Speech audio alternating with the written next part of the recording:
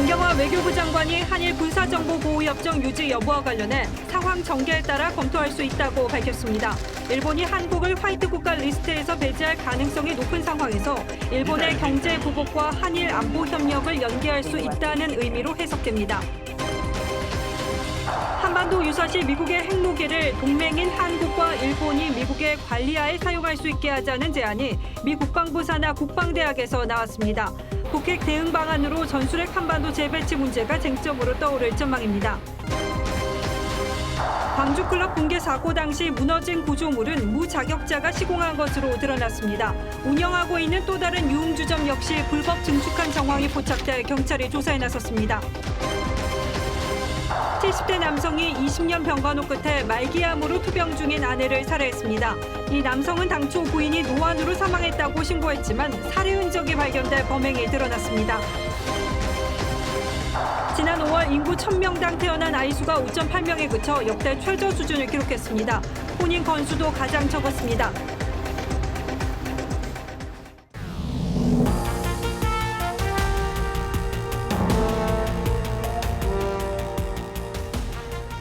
여러분 안녕하십니까? 뉴스9의 신동욱입니다.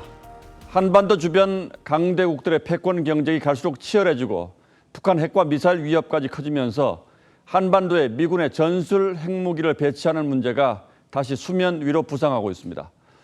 미 국방부 산하 국방대학이 북한 핵 위협에 대응하는 차원에서 한국, 일본과 전술 핵무기를 공유하는 협정을 체결할 필요가 있다는 내용의 보고서를 냈습니다.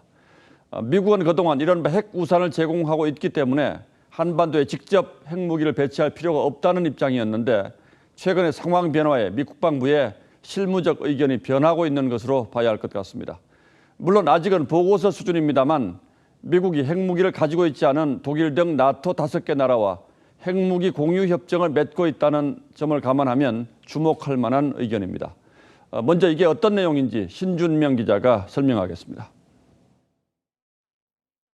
미 국방부 산하 국방대학이 지난 25일 발표한 보고서입니다. 미군 현역 장교들이 공동 작성한 것으로 한국, 일본과 핵무기를 공유하는 협정을 고려해야 한다고 제안합니다. 핵무기를 공유하면 북한의 무력 도발을 막고 중국이 북한을 압박하게 하는 효과도 있다고 설명합니다.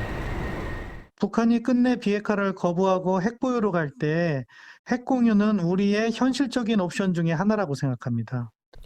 전술핵 재배치를 당론으로 정했었던 자유한국당은 핵 공유 협상을 시작하자고 제안했습니다. 연합사가 한미 핵 공유로 가는 한국형 핵무장 일종의 그런 식으로 미국과 제안을 해서 이런 것을 진지하게 협의를 해나갈 필요성이 있다. 하지만 북한과 중국을 자극할 수 있고 한반도 주변의 군비 확장을 불러올 수도 있어 정부는 전술핵 재배치에 반대하고 있습니다. 핵 없는 한반도를 위해서 끝없이 매진해 나갈 것입니다. 그래서 한국형 핵 무장이라든가 이런 것은 전혀 정부로서는 고려의 대상이 되지 않고 있습니다. 하지만 한미 동맹이 느슨해지는 상황에서 안보 위협을 해소할 수 있는 대안으로 전술핵을 재배치하자는 주장이 강해질 전망입니다. TV조선 신준명입니다. 예, 말씀드린 것처럼 독일을 비롯한 나토 이 5개 나라는 이미 미국의 전술 핵을 공동으로 사용하고 있습니다. 적으로부터 핵 공격을 받을 경우에 미군의 전술 핵무기를 직접 사용해서 대응할 수 있도록 미국과 협약을 맺고 있는 겁니다. 하지만 우리는 협정을 맺더라도 이 나토 모델과는 좀 다른 형태가 될 것으로 보입니다. 한국군이 직접 핵무기를 사용하지는 않고 또 공동 사용을 하더라도 한반도에 핵을 들여오지는 않을 가능성이 큽니다. 이어서 차정성 기자가 보도합니다. 전술핵은 국지전 승리를 위해 전선이나 후방에서 사용하는 소형 핵무기입니다. 주한 미군에 한때 700개까지 있었지만 1991년 한반도 비핵화 공동선언 이후 완전히 철수했습니다. 미 국방대학 보고서는 독일과 터키 등 나토 5개국이 자국에 배치된 미국의 핵을 직접 사용하는 방식을 한반도에 적용하긴 어렵다고 했습니다. 이 때문에 미국이 보관 중인 B-61 항공용 핵폭탄을 반입해 주한 미군이 운영하는 방식이 거론됩니다. 유사시 스텔스 전투기 F-35A 등에 탑재해 쓸 수 있다는 겁니다.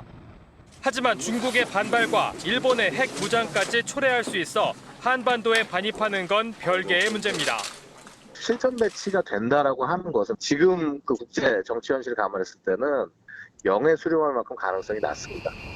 트럼프 행정부도 괌에 배치된 전략핵으로 핵 우산 효과를 얻을 수 있다는 이유로 전술핵 재배치는 반대해왔습니다. 핵이라는 건 미국의 특급 비밀이고 그걸 타국이랑 공유한다라는 거는 현실적으로 불가능합니다. 미 국방부 부차관보는 지난 5월 핵을 탑재할 수 있는 해상 순항 미사일을 한반도 전술핵 대안으로 논의 중이라고 했습니다. TV조선 차정승입니다. 예, 가능성 크지 않습니다만 이처럼 미국은 북한의 핵무기를 현실적인 위협으로 보고 대응책을 고심하고 있는 게 분명해 보입니다. 그런데 김현철 통일부 장관은 오늘 국회에서 북한의 최근 미사일 발사는 9.19 남북 군사 합의 위반이 아니라고 했습니다. 의원들의 추궁이 이어지자 마지못해 합의 위반으로 해석할 여지가 있다. 또 취지에는 맞지 않는다라고 답변했습니다. 이게 지금 우리 정부의 입장인 것 같습니다. 김보건 기자가 취재했습니다. 국회 외교통일위원회에서 최근 북한의 단거리 탄도미사일 발사가 9.19 남북 군사합의 위반이냐는 질문이 나왔습니다. 9.19 군사합의의 내용을 쭉 보셨습니까? 네, 그렇습니다. 그럼 이번에 그 이스칸다르 발사가 9.19 군사합의 위반된 겁니까? 김현철 통일부 장관은 위반이 아니라면서도 여지를 남겼습니다. 위반이 아니고 뭐 그렇게 해석할 수 있는 여지는 있다라는. 의원들이 재차 확답을 요구하자 취지에 맞지 않는다고 말했습니다. 1조에는 적대행위 금지라는 내용이 있습니다. 그렇기 때문에 그 취지에 부합되지 않는다. 남북 군사합의 1조는 지상과 해상, 공중을 비롯한 모든 공간에서 상대방에 대한 일체의 적대 행위를 전면 중지한다고 명기하고 있습니다. 북한의 탄도미사일 발사가 무력 진강 아니냐는 질문에도 같은 표현으로 피해갔습니다. 직접적으로 연결시키기는 어렵기 때문에 그 취지에 부합하지 않는다라는 표현을 쓰고 청와대는 앞서 남북 군사 합의에 탄도미사일 금지 규정은 없다는 입장을 발표했습니다. TV조선 김보건입니다. 강경화 외교부 장관이 국회에 출석해서 일본이 오는 2일 우리나라를 화이트리스트, 즉 안보 우호 국가에서 제외할 가능성이 크다고 답변했습니다. 그 하루 전인 다음 달 1일 고노 일본 외상과 만나서 이 문제를 집중적으로 제기할 예정이지만 지금으로서는 일본의 태도가 워낙 강경해서 상황을 뒤집기는 쉽지 않아 보입니다. 방콕에서 이채현 기자가 보도합니다. ARF 회담장이 될 태국 센타라 그랜드 호텔은 한미 한일 차관급 간의 고위 관리 회의로 분주합니다. 차관들은 장관 회담도 조율했습니다. 외교소식통은 모레인 1일 오전 한일 외교장관 회담이 열릴 예정이고 한미일 외교장관 회담도 2일로 조율 중이라고 전했습니다. 확정됐습니까? 시간을 지금 조율 중입니다. 한일 외교장관 회담이 열리는 1일은 일본이 한국에 대해 백색 국가 제외 여부 결정을 하는 가기를 열기 하루 전날입니다. 강 장관은 5가지의 다자 회담에서 일본 수출 규제의 부당성을 알리고 회의 결과물인 성명을 통해 한국에 대한 지지 발언을 확보하겠다는 전략입니다. 하지만 전통적으로 아세안 지역에 대한 일본의 입김이 세 여론전이 쉽지는 않을 것이란 관측이 나옵니다. 미북 접촉 가능성도 관심입니다. 마이크 폼페이오 미 국무장관이 묵을 것으로 알려진 호텔 로비에는 태국 경찰들이 들어섰고 검색대도 배치됐습니다. 폼페이오 미 국무장관은 ARF 일정을 거론하며 북한과의 실무 협상이 재개되길 희망한다고 말했습니다. 리용호 외무상은 불참을 통보했지만 일각에서는 최선희 외무성 부상이 태국에 올 가능성이 거론되고 있습니다. 방콕에서 TV조선 이채연입니다. 강경화 장관은 한일 군사정보보호협정 폐기를 협상 카드로 활용할 뜻도 밝혔습니다. 일본이 우리를 화이트리스트에서 제외해서 경제 보복을 강화하면 우리도 군사정보협정을 폐기에 대응할 수 있다는 겁니다. 하지만 야당은 물론 여권 내부에서도 우리 안보와 관련된 이 문제만큼은 신중해야 한다는 지적이 나왔습니다. 김정우 기자가 보도합니다. 여권에선 협정 폐기 주장이 쏟아졌습니다.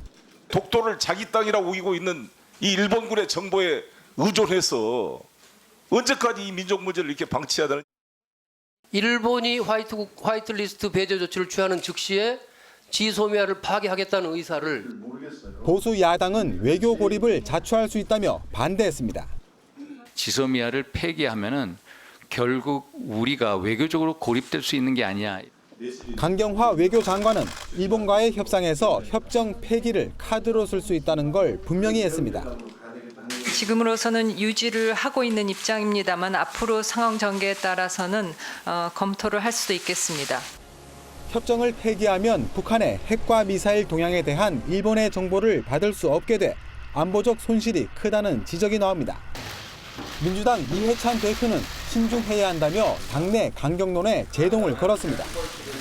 동북아의 평화를 위해서는 저는 필요하다고 봅니다. 그리고 종합적으로 감안할 적에 좀 더 좀 신중하게 판단해야 돼. 일본이 백색 국가에서 우리를 제외할 경우 협정 폐기 주장이 더 커질 가능성이 있습니다. TV조선 김정우입니다.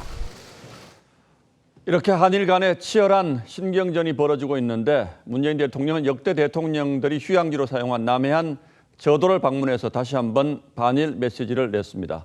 임진왜란 당시 이순신 장군이 첫 승리를 거둔 현장이라고 말했는데 대통령이 이렇게 자주 감성적 대응에 나설 필요가 있는가 하는 데 대해서는 논란이 있습니다. 백대호 기자가 취재했습니다. 문재인 대통령이 바다의 청와대, 청해대가 있는 저도를 방문했습니다. 문 대통령은 이 자리에서 이순신 장군을 언급하면서 항일 전쟁의 역사를 상기시켰습니다. 이 저도 일대 바다는 옛날에 임진왜란 때 이순신 장군께서 첫 번째 승리를 거둔 옥포해전이 있었던 곳입니다.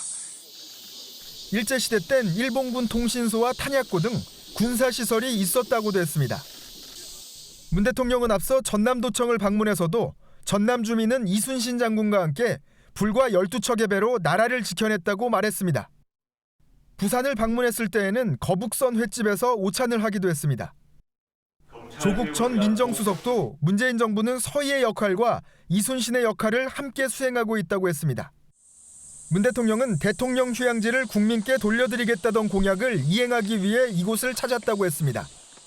국민들에게 돌려드리기 위한 첫 번째 시범 개방 행사의 어떤 주인공이 되셨습니다. 문 대통령은 우선 저도를 시범 개방한 뒤 군사시설 보호장치와 유람선 접안이 가능한 선착장 등을 갖춘 뒤 전면 개방하겠다고 했습니다. TV조선 백대호입니다. 미국이 내년에 우리나라가 내야 하는 주한미군 방위비 분담금으로 50억 달러, 우리 돈 약 6조 원을 요구할 수 있다는 보도가 나왔습니다. 지금보다 5배 가까이 되는 큰 돈이죠. 오늘은 이 문제를 따져봐야겠습니다. 자, 강동훈 기자, 갑자기 50억 달러 얘기는 왜 나왔습니까? 말씀하신 것처럼 한 언론사의 보도 때문이었습니다. 미국 정부 관계자의 말을 들은 한 소식통의 이야기를 듣고 쓴 기사인데요. 미국 정부에서 개발한 새로운 계산법으로 올해 한국의 방위비 분담금을 50억 달러 정도로 생각한다는 내용입니다. 얼마 전 볼턴이 방한을 했을 때 우리 측에 방위비 분담금 증액을 요구한 건 사실이었습니다. 그렇긴 합니다만 50억 달러라고 하면 지금과 차이가 너무 많이 나지 않습니까? 예, 맞습니다. 올해 방위비 분담금이 1조 389억 원이었으니까요. 예. 우리 정부 측에서는 뭐라고 설명이 나왔습니까? 예, 청와대는 물론이고요. 외교부와 국방부 등 관련 부처들은 하나같이 50억 달러에 대해서는 부인을 하고 있습니다. 이 정확한 액수를 말하지 않았다는 건데요. 들어보시겠습니다. 볼턴 보좌관의 방한 시 원칙적인 면에서 양국 간 의견 교환이 있었습니다만 구체적인 액수라든가 뭐 이런 것은 없었습니다. 액수에 대한 협의라든가 그렇지만 분명한 것은 합리적인 수준의 그런 어떤 공평한 그 분담금을 향해서 서로 협의해 나간다 하는 그런 공감이 있습니다. 어쨌든 미국이 내년에 방위비 분담금을 상당폭 올려달라고 할 가능성이 높은 것 같은데 이 50억 달러라는 거는 가능성이 있는 얘기입니까? 그런데 한미 양국이요. 올해 방위비 분담금을 1조 389억 원으로 결정하고 나서 한 말이 있습니다. 자, 이 금액은 주한미군의 인건비를 제외한 운영비의 50%라는 건데요. 자, 그 운영비를 100%까지 우리가 다 낼 경우에 2조 원이 약간 넘는 금액이 됩니다. 주한미군의 월급은 미국 예산에 반영되는 금액인데다가 우리 보고 내라고 한다면은 이 시설과 구역만 제공한다는 소파 협정을 위반하는 겁니다. 때문에 전문가들은 방위비 분담금 6조 원 이야기는 신빙성 없는 것이라고 이야기들을 하고 있습니다. 들어보시죠. 미국이 일단 그렇게 큰 액수를 부르고 한국을 흔든 다음에 보다 많은 분담금을 받아내기 위한 협상 전술로 이렇게 볼 수도 있는데요. 워낙 터무니가 없기 때문에 주한미군 인건비 그러니까 월급을 빼고 나면 주던 비용은 뭐 아무리 많이 잡아도 20억 달러 정도라고 하는데 왜 50억 달러 얘기가 나왔습니까? 그러니까 트럼프 미국 대통령이 항상 우리나라를 지칭해서 하는 말이 있습니다. 미국이 50억 달러를 주고 방어하는 부자 나라 바로 이건데요. 여기서 나온 금액이 50억 달러가 아닐까 싶습니다. 미국이 주한미군을 운영하기 위해서 한 해 얼마를 쓰는지는 비밀 상황이기 때문에 알려진 바가 없지만 저 50억 달러는 주한미군 주둔 비용에 더해서 전략자산 동원 비용 등 이 주한미군 훈련 비용까지 전부 포함된 비용으로 보입니다. 방위비 분담금 성격과는 맞지 않는 이야기죠. 그렇게 된 거군요. 강동원 기자 잘 들었습니다.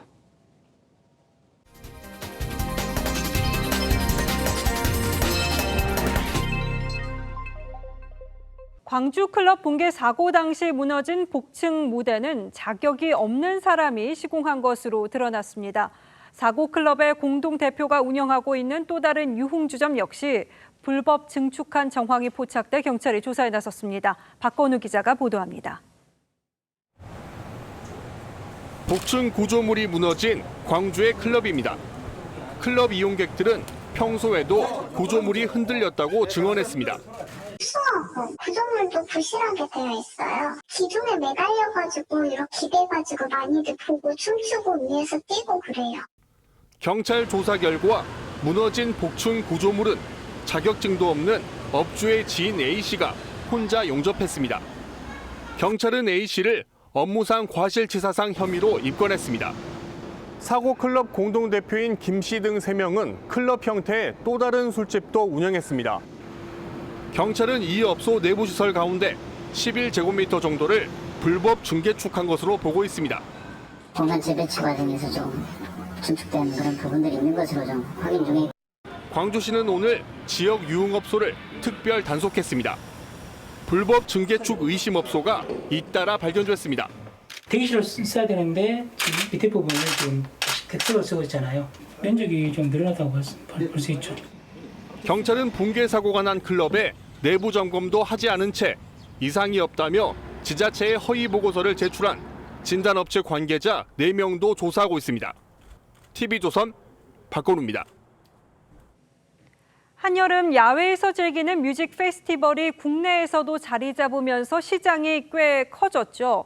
그런데 올 들어 취소 사태가 연이어 발생하는가 하면은 개막 직전 출연자가 갑자기 교체되는 일이 벌어졌습니다. 그 피해는 팬들의 몫일 텐데 공연 기획사들의 졸속 행정이 낳은 문제라는 지적입니다. 고민성 기자가 취재했습니다. 잔디밭에 모여 공연을 즐기고 무대 앞까지 나가 춤을 추기도 합니다.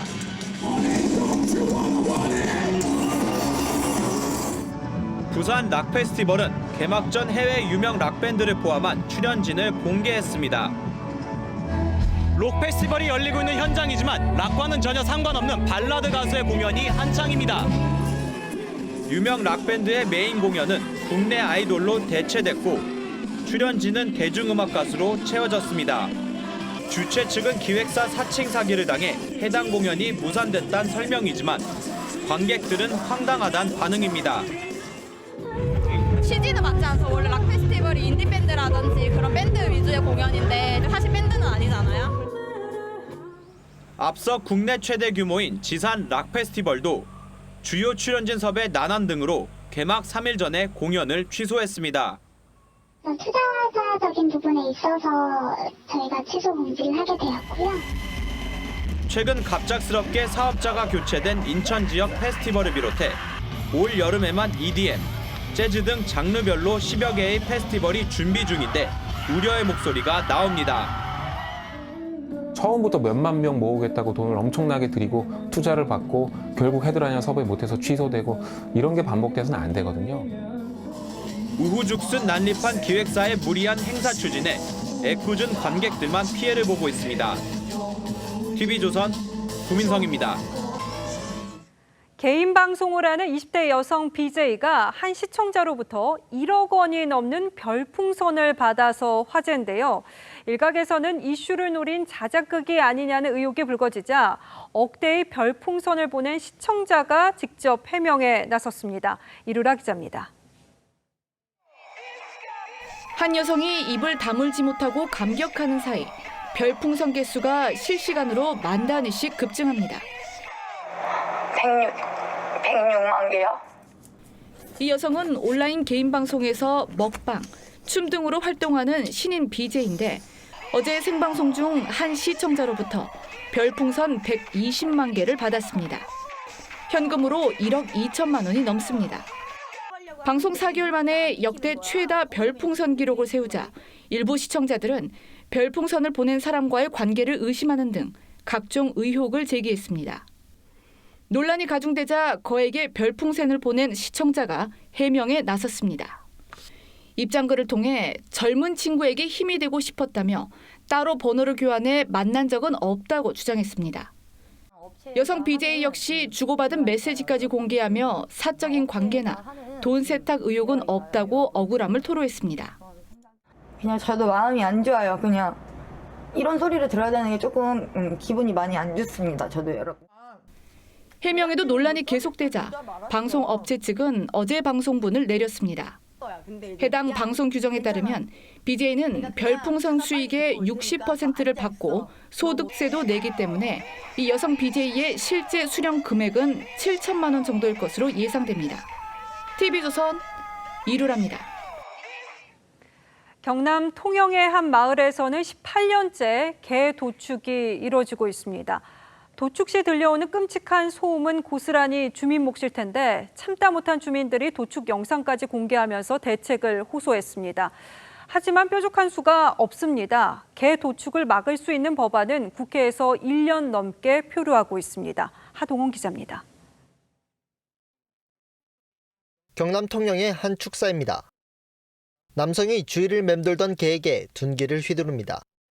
개를 죽여도 그냥 죽이든가 하지 정가면 도축사에 가갖고 죽이든가 하지 여기서 몽둥이로 보는 데서 막. 축사 안쪽에는 개를 도축한 것으로 보이는 흔적이 남아 있습니다.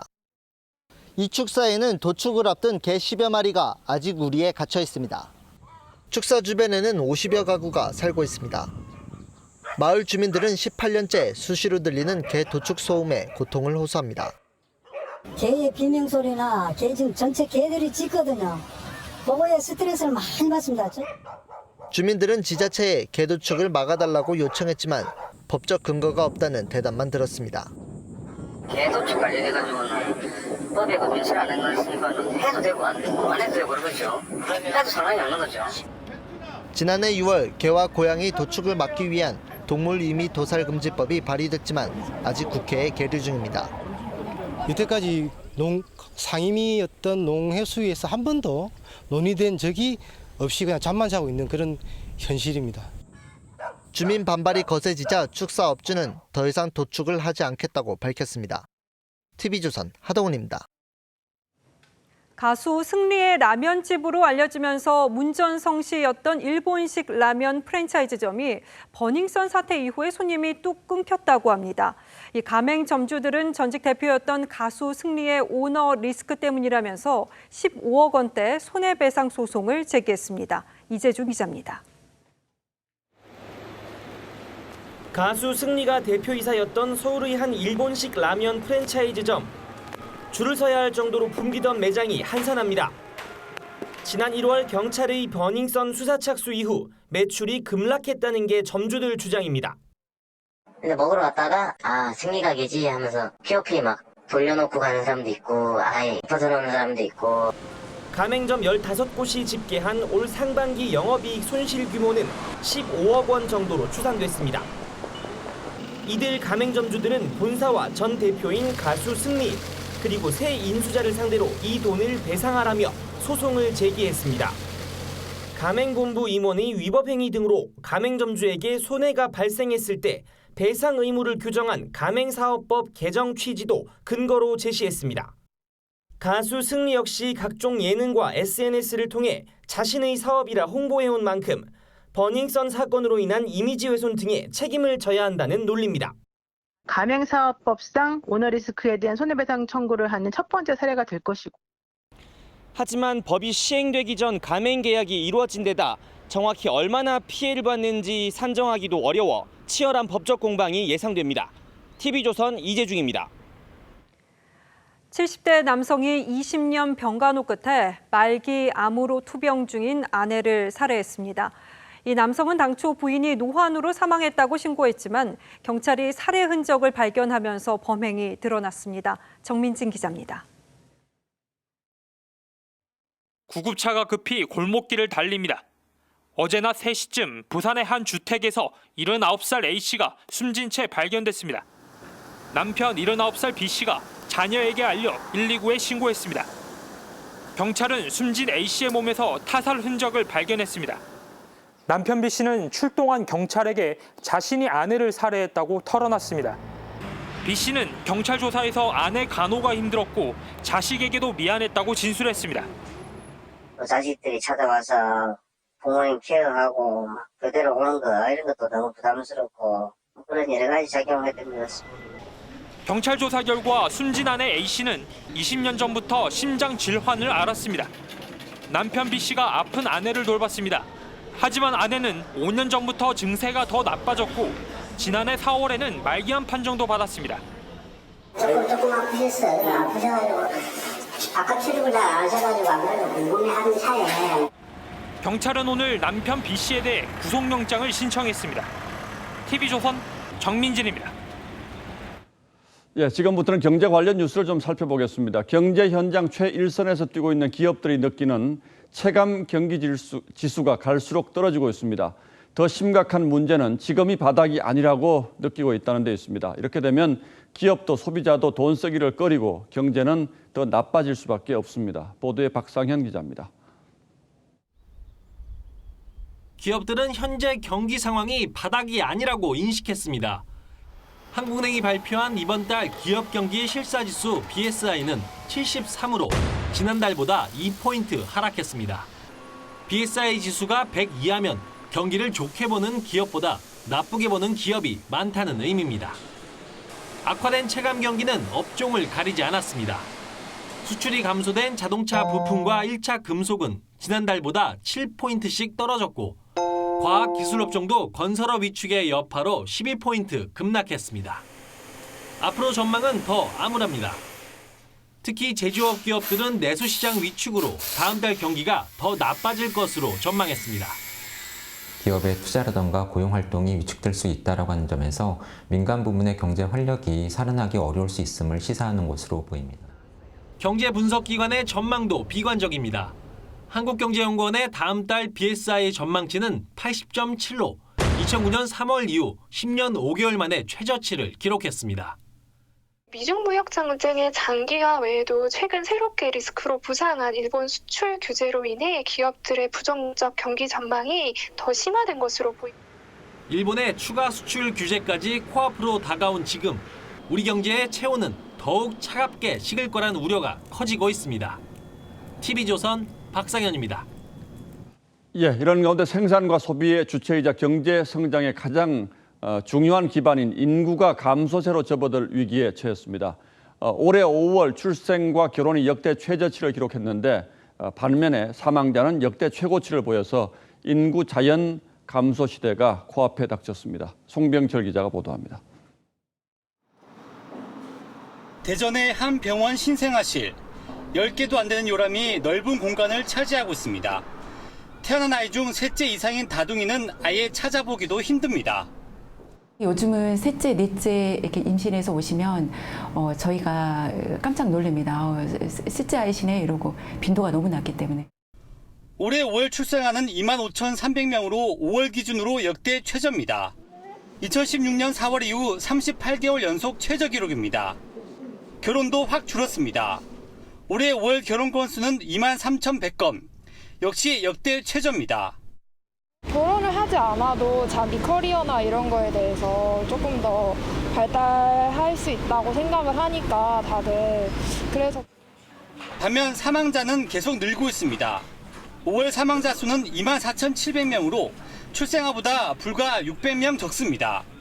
올 하반기면 출생아보다 사망자가 더 많아져 인구가 자연적으로 감소하게 될 거란 전망이 나옵니다.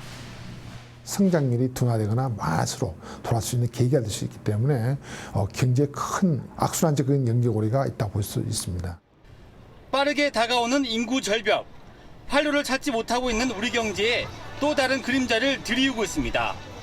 TV조선 송병철입니다. 노동시장에도 태풍이 몰려오고 있습니다. 정부가 국제노동기구 ILO의 핵심 협약인 결사의 자유와 강제노동 금지 협약 비준을 위한 절차에 착수했습니다. 국회 비준이 끝나고 나면 실업자와 해고자도 노동조합에 가입할 수 있도록 노동관련법 개정 절차에도 들어갑니다. 신원석 기자가 취재했습니다. 정부가 공개한 국제노동기구 ILO 핵심 협약 비준을 위한 법 개정안의 핵심은 노동자 단결권 강화입니다. 실업자와 해고자의 기업별 노조 가입을 허용하고 5급 이상 공무원과 대학 교원 등도 노조원이 될 수 있습니다. 대신 보완 장치를 뒀습니다. 실업자와 해고자가 사업장에 출입할 땐 노사 합의 등에 따라야 하고 지휘 감독을 주로 하는 5급 이상 공무원은 노조 가입이 제한됩니다. 단체 협약 유효 기간을 현행 2년에서 3년으로 연장하고 쟁의 행위 시 생산시설과 주요시설 점거를 금지했습니다.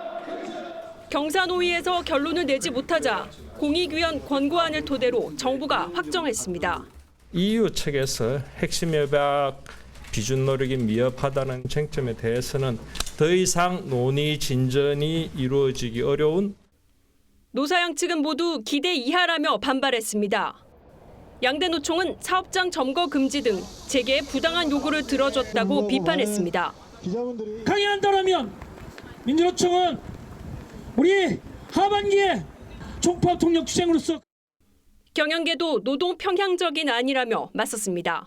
대체 근로와 부당 노동인 제도에 대한 개선 방안들이 전혀 담겨 있지 않습니다. 정부는 법 개정안을 내일 입법 예고하고 의견 수렴을 거쳐 오는 9월 정기국회에 최종안을 제출할 방침입니다. TV조선 신은서입니다. 송환법에 반대하는 홍콩 시위대가 출근길 지하철 운행을 방해하는 시위를 벌였습니다. 어제 중국 정부가 자신들을 강하게 비판한 것에 대해 항의하기 위해 열렸는데 몸으로 승강장과 열차 사이를 막아서면서 4시간 동안 지하철 운행이 마비됐습니다. 유예림 기자입니다. 출근길을 서두르는 시민들이 몰린 홍콩 큐컹렁 지하철역. 승객을 다 태운 후에도 스크린 도어가 닫히지 않습니다. 마스크를 낀 시위대가 승강장과 열차 사이를 막아섰기 때문입니다.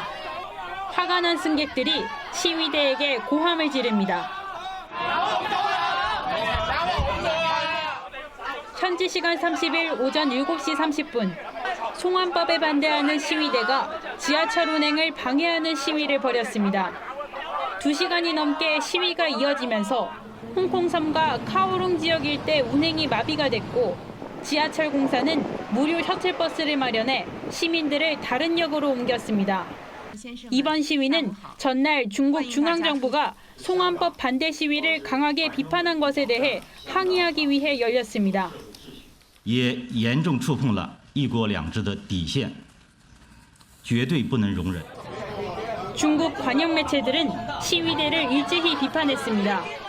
인민일보는 해외판 논평에서 엄격한 법 집행 아래 하루빨리 폭력 행위를 저지해야 한다고 촉구했습니다. 환구시보도 홍콩 경찰이 지나치게 자제하고 있다며 단호한 행동을 주문했습니다. TV조선 유혜림입니다. 한 일본인이 자신의 SNS 계정에 한국에서 자신의 친구가 한국인에게 폭행당했지만은 경찰의 도움을 받지 못했다는 글을 올려서 일본 내 커뮤니티가 발칵 뒤집혔습니다. 취재진이 확인을 해보니까 우리 경찰이나 주한 일본 대사관에는 해당 신고가 들어온 적이 없었습니다. 가짜 뉴스로 추정됩니다. 임서윤 기자입니다. 친구가 서울역 근처에서 한국인 남성 6명에게 둘러싸여 폭행당했다. 경찰에게 갔지만 전혀 상대조차 해주지 않았다고 한다. 지난 27일 한 일본인이 자신의 트위터 계정에 올린 글입니다. 한국 서울을 사랑하는 남자라고 소개한 트위터 계정 주인은 한국 여행하시는 분들은 몸조심하라고 덧붙였습니다. 해당 글은 트위터상에서만 10,000번 가까이 공유됐는데 다른 이용자가 의심하자 서울역 인근 마트를 가던 중 한국인이 갑자기 시비를 걸어왔다고 설명하기도 했습니다. 해당 SNS 계정이 폭행이 있었다고 주장하는 서울역 인근에서 실제 관련 사건을 들었거나 접수한 적이 있는지 확인해봤습니다.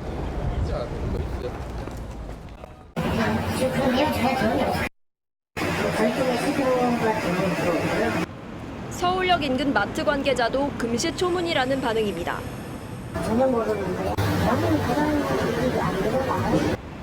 주한 일본 대사관은 트위터 논란 내용을 알고 있지만 관련 신고를 접수받지 못했다고 밝혔습니다. 폭행 사실을 주장한 트위터 계정 주인은 가짜뉴스라는 의심을 받자 계정을 폐쇄했습니다. 한국과 일본의 무역 갈등에서 촉발된 감정 대립에 가짜뉴스까지 나오고 있습니다. TV조선 임서인입니다. 달과 지구의 거리가 가까워져서 달이 커 보이는 이른바 슈퍼문 현상이 다음 달 2차례 나타납니다. 이 시기에는 달이 바닷물을 끌어당기는 힘도 강해져서 해수면이 높아지는데 이번 슈퍼문은 특히 10년 만에 해수면을 가장 많이 높일 것으로 보여서 침수 피해 주의가 요구됩니다. 권용민 기자입니다. 어슴풀의 동이틀 무렵 어시장 앞길이 바닷물에 잠기기 시작하더니 물건들이 둥둥 떠내려갈 정도로 금세 불어납니다. 무릎 높이까지 잠긴 건물 사이길에선 하수구가 역류합니다. 재작년 6월 인천과 목포, 통영 등 해안가 저지대 곳곳이 침수 피해를 봤습니다. 원인은 슈퍼문입니다. 슈퍼문은 지구와 가장 가까워지는 달의 공전 주기가 보름달이나 금음달 주기와 일치할 때 뜹니다. 이때 달이 바닷물을 끌어당기는 힘이 커져 해수면이 상승합니다. 슈퍼문이 다음 달 1일부터 4일, 30일부터 9월 2일 사이 2차례 뜰 예정입니다. 이 가운데 다음 달 말 슈퍼문은 10년 만에 해수면을 가장 높이 끌어올릴 것으로 보여 각별한 주의가 필요합니다. 특히 여름엔 평균 해수면 자체가 높은 데다 태풍과 시기가 겹칠 수 있어 겨울철 슈퍼문에 비해 큰 피해로 이어질 수 있습니다. 서해에는 새벽 시간, 그리고 제주를 포함한 남해안은 야간에서 새벽 시간에 발생함으로써 야간 바다 활동에 자제와 각별한 대비가 필요할 것으로. 국립해양조사원은 33개 예보 기준 지역 가운데 26곳에서 침수 가능성이 있을 것으로 보고 행정안전부와 지자체에 철저한 대비를 당부했습니다. TV조선 권용민입니다.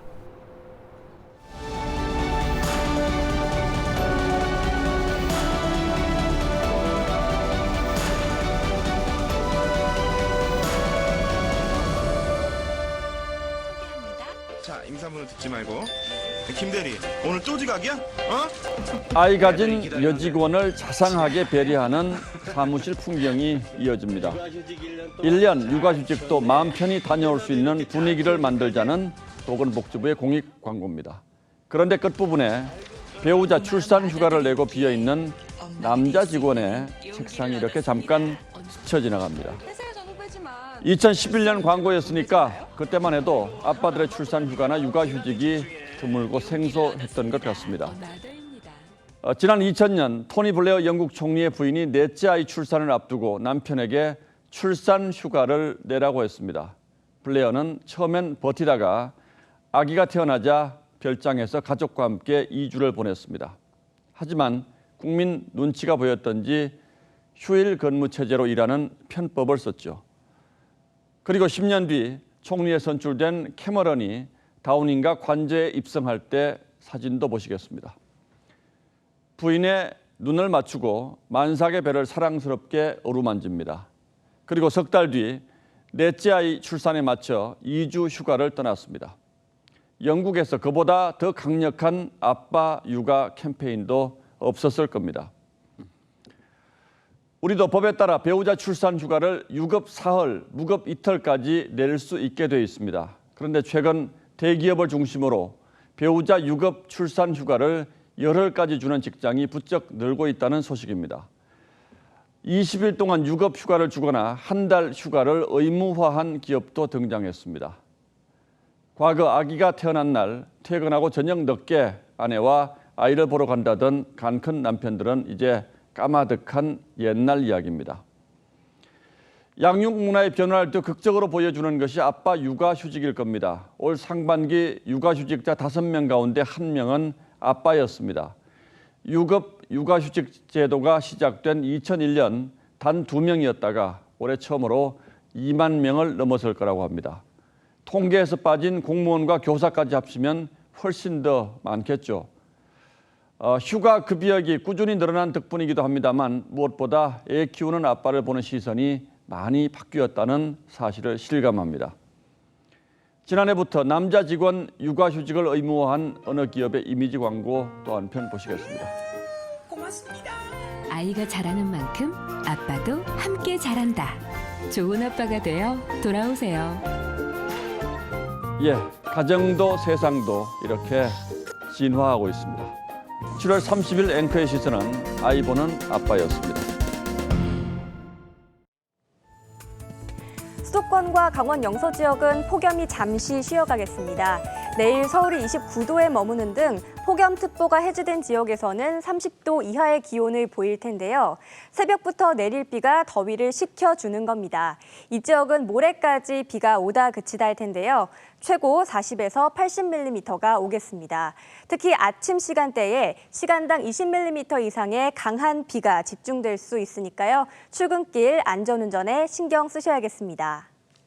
내일 남부 지역은 오후에 소나기가 잠깐 지나겠습니다.